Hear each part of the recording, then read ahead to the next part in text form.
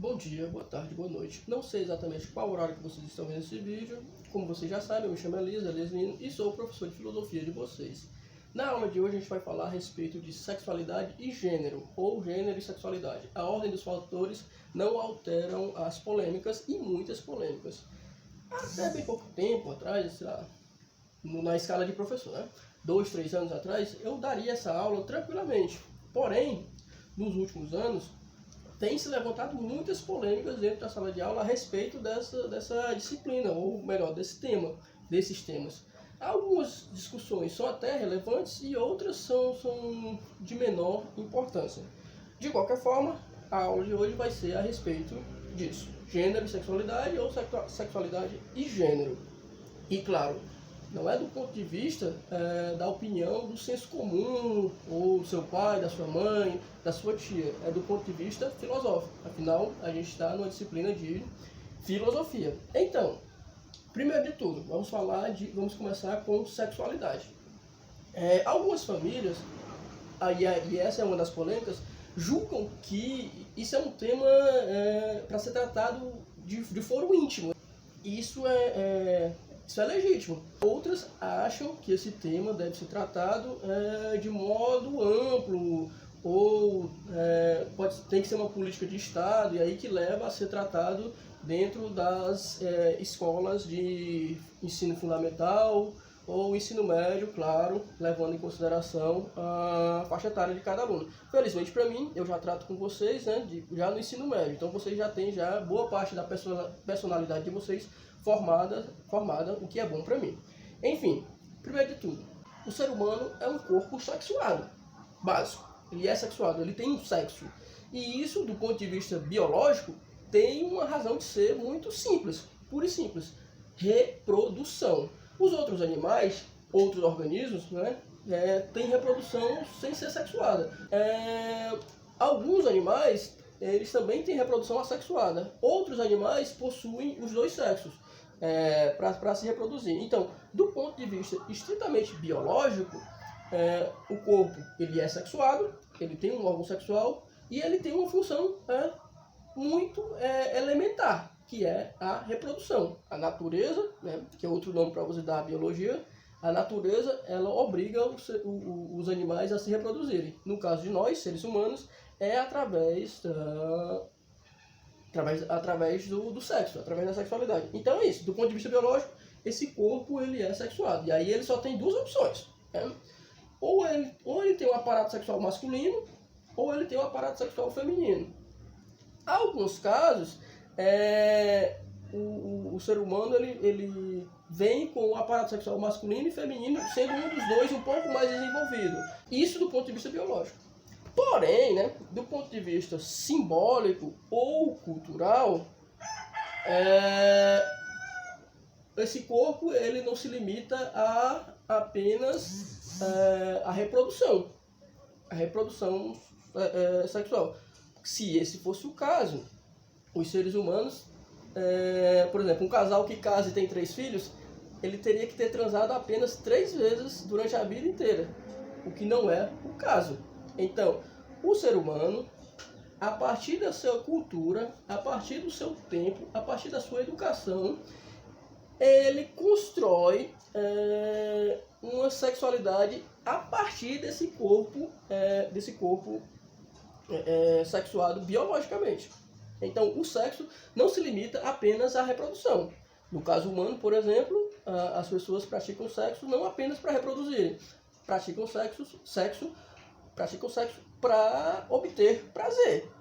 Então, um filósofo chamado Michel Foucault, né, ou simplesmente Foucault, num livrinho chamado História da Sexualidade, ele trata desse tema. Ele vê que, apesar de que o sexo é mais ou menos um tabu, ou seja, não se fala muito, e ultimamente a gente tem visto isso, né, já que algumas famílias querem que não se fale disso, nem na TV, nem na escola, que se trate só dentro de casa, seja de foro íntimo, né? Apesar de não se falar muito disso, certo?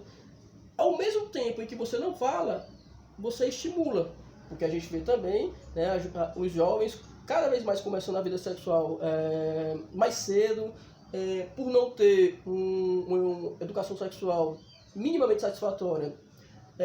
tem crescido o número de ISTs entre jovens, né? Tem crescido os percentuais de gravidez na adolescência, a gravidez precoce, né? Isso significa que, apesar de não falar, você acaba também incentivando. Isso é um paradoxo que o Foucault verificou. E aí ele viu que constrói-se, né, dois discursos distintos a respeito do sexo. Tem um discurso esse discurso mais ocidental, mais científico, de que não faça sexo, se fizer se previna, cuidado com as ISTs, cuidado com gravidez precoce, ou seja, esse discurso que ele é mais cientificizado, né, porque já que o Ocidente gosta de ciência, né, ou pelo menos fala que gosta, né, ele é mais cientificizado e é um discurso que ele é autorizado a ser dito numa aula, dito dentro de uma sala de aula, autorizado a ser dito para a juventude. E além desse, né, discurso, o Foucault viu também que tem um discurso direcionado ao sexo, mas não como do ponto de vista científico, mas do ponto de vista de aumento de prazer. E aí isso se materializa no Kama Sutra, né?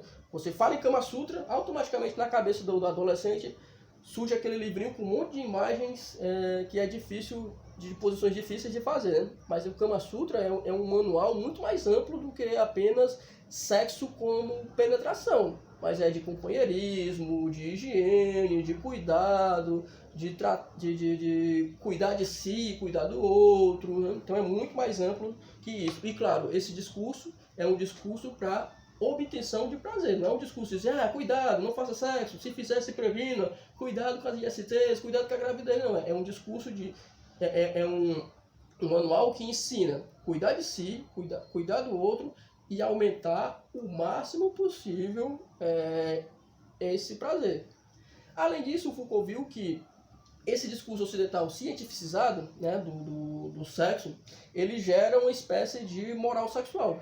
Ou seja, moral sexual quer dizer o modo correto de fazer alguma coisa. Então, se moral quer dizer o modo correto de fazer alguma coisa, moral sexual quer dizer o modo correto de fazer sexo. No Ocidente, a gente tem visto, né, que essa moral sexual diz o único modo de fazer sexo correto é homem com mulher, ou mulher com homem. Né? Esse discurso cientificizado, né, do Ocidente. Segundo Foucault, e aí é uma denúncia que ele faz, né, de que essa moral sexual do Ocidente fala que o único modo correto de fazer sexo é homem com mulher e mulher com homem, ou seja, uma forma que as ciências humanas tratam de heteronormativa, ou seja, qualquer forma de se viver a sexualidade que não seja desse jeito é tratada como incorreta. Então, ok, tudo bem. Se o objetivo fosse reprodução. Se o objetivo for reprodução, ok. O único modo correto de fazer sexo, de viver a sexualidade é homem com mulher, porque aí vai originar um outro ser, né? Vai estar cumprindo a obrigação que a natureza nos coloca de perpetuar a espécie. Porém, se você utiliza o sexo para obter prazer e não para procriar, essa moral sexual ela está incorreta. Porque se você se utiliza da sua sexualidade para obter prazer, não vai ter certo e errado. Não vai ter uma moral sexual certa ou uma moral sexual errada. Vai depender de você e seu parceiro, subparceiro, seus parceiros. E se for consentido, pode tudo.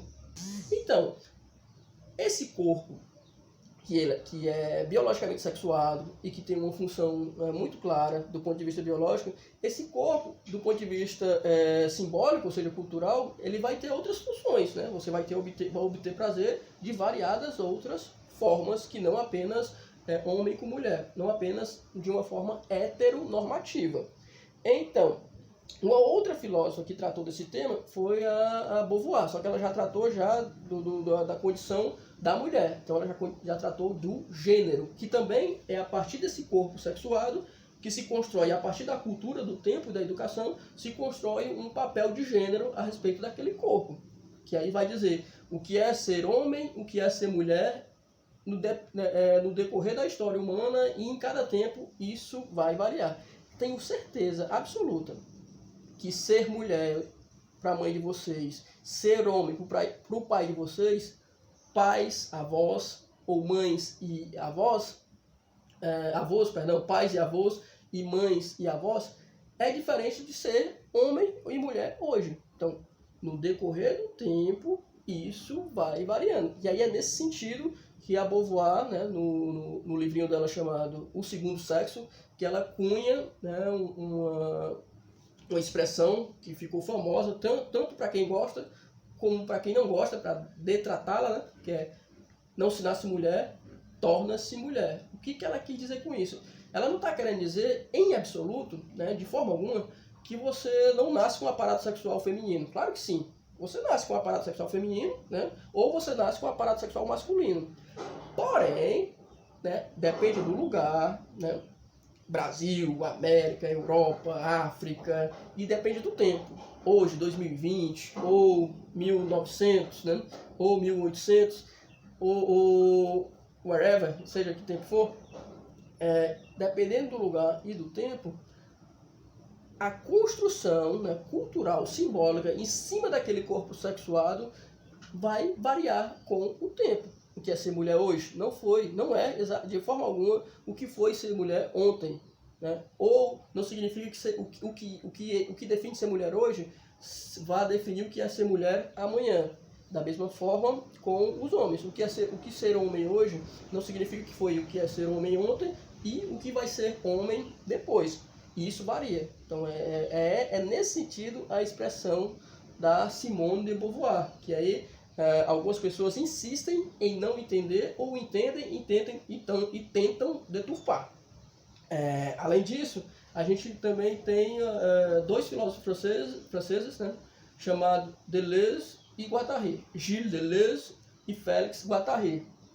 Eles falam que os papéis de gênero ou gênero são identidades provisórias. Isso é sensacional. Ou seja, isso vai mudar de fato no decorrer da história. No decorrer da história humana, o que define ser homem, o que define ser mulher, ele vai mudando no decorrer da história. Isso é fato, a história nos mostra isso. Basta fazer uma pesquisa rápida. Vocês aí façam uma pesquisa rápida entre os familiares de vocês, desde os mais velhos até os mais novos. Cada um vai ter uma percepção distinta do que é ser homem e o que é ser mulher. Não só uma percepção, mas uma atuação do mundo distinta, né? Há pouquíssimo tempo, no Brasil, mulheres não poderiam votar, né? Isso do ponto de vista histórico, ok? Difere do ponto de vista de vocês, mas mulheres não poderiam votar. O movimento feminista americano iniciou com a reivindicação do voto feminino. Okay? E aí depois, né, o movimento feminista europeu, sobretudo o francês, já nas décadas de 60, também se inspira nos escritos de Beauvoir, de Simone de Beauvoir, para reivindicar os direitos, incluindo sexuais das mulheres, né? Sexo por prazer, né? Ser dona do próprio corpo, meu corpo, minhas regras. Espero que tenha ficado claro, espero que tenha sido objetivo, e não esqueçam, tentem manter uma rotina e façam as atividades.